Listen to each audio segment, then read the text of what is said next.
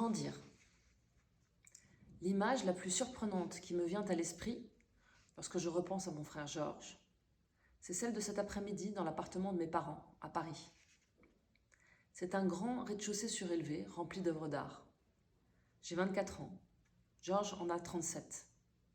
Je n'habite plus là depuis peu de temps. Je suis passée voir mes parents avec cette nouvelle sensation de n'être plus tout à fait chez moi lorsque je suis chez eux. Je vois, de loin, mon frère ouvrir la porte de l'entrée et déposer ses clés dans une coupelle. J'ai un instant d'hésitation. Ce pourrait être mon père ou mon autre frère. Il ne sait pas que je suis là.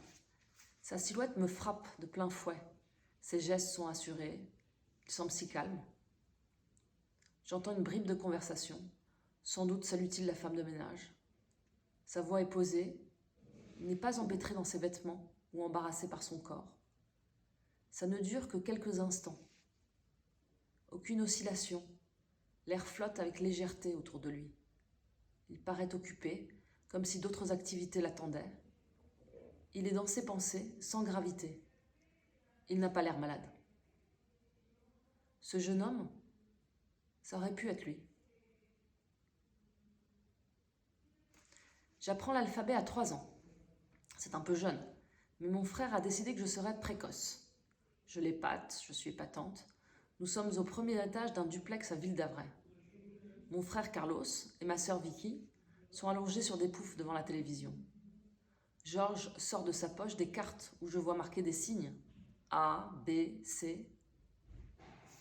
Les lettres n'ont rien à voir avec l'école. Tous les matins, je me rends au jardin d'enfants. Je gribouille des dessins et je chante des comptines. L'école, je ne sais pas encore vraiment ce que c'est. Les lettres servent à lire et à écrire des livres. Les livres, c'est ce qu'il y a de plus important. L'alphabet met des étoiles dans les yeux de mon frère. Il est ébloui. Je ne comprends rien de ce qu'il me dit, mais je ressens une grande intensité. Les lettres, il les connaît bien. Elles n'ont plus de secret pour lui. Il les a domptées. Il deviendra écrivain. A, B, C, D, E, F, Georges. C'est facile. Je l'ai trouvé dans le bottin. La publicité annonçait psychothérapie brève et de soutien. Je crois me souvenir qu'il y avait même marqué « résultat garanti » ou une autre mention tout aussi honteusement fausse et racoleuse. Mais le charme opère. Je suis séduite par le mot « brève ».